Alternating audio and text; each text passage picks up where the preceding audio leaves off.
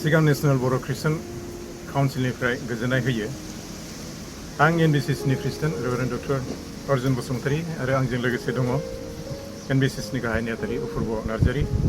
United ख्रिस्टान फराम बिटिआरआव बिधान सभा बिसायख'थियाव इउपिपिएलखौ हेफाजाब होनो सिगांबोनायखौ मिथिनो मोननाय जादों।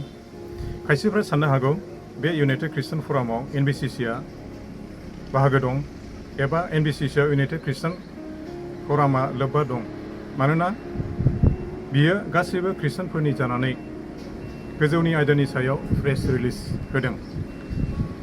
जों एनबिसिसिनि जानानै बेखौनो बुङोदि बे इउनाइटेड ख्रिस्टान फरामा एनबिसिसिआव जेबो लोब्बा गैया आरो बिथांमोननि बुंनायावबो एनबिसिसिआ जेबो लोब्बा गैया। जों एनबिसिसिनि जानानै बुङोदि इउनाइटेड ख्रिस्टान फरामा गासै बर' ख्रिस्टानफोरनि जानानै बुंनाया नाजावजानाय जायाखै, मानोना बेखौ एनबिसिसिआ मिथिया आरो हेफाजाब होआ।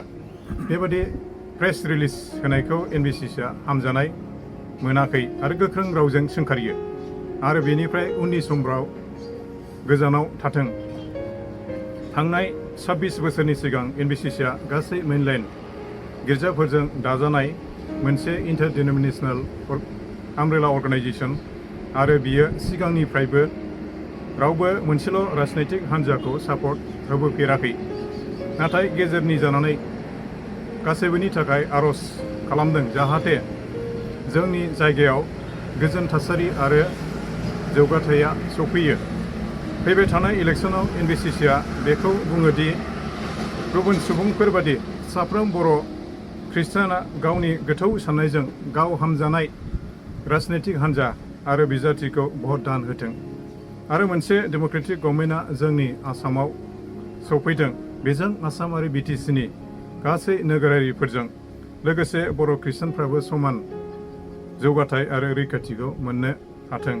गोजौनि गोनांथार आयदानि थाखाय एनबिसिसिनि जानानै जेरै सिगांनिफ्रायबो आर'ज खालामनाय बादि फैबाय थानाय इलेक्सननि थाखाय आर'ज खालामनो थाखाय खावलायहरबाय। गोजोन्थों। गासैजोंबो लोगोसे जौगानायनि लामायाव इउपिपिएल सरकारनि दान मोननैयाव मावफुंनाय मावफारिफोर बिटिआरनि फरायसालिफोरखौ सरकारि खालामनायजों लोगोसे गासै सा 2160 फोरोंगिरिनो थिसनलाय होनाय। फै जों बयबो खौसेयै बिटिआर हालामाव गोजोन खौसेथि आरो जौगानायनि थाखाय इउपिपिएल हानजानो ट्रेक्टरनि सावगारियाव गावबा गावनि बेसेन गोसा भटखौ होनानै देरहासार होबावदिनि।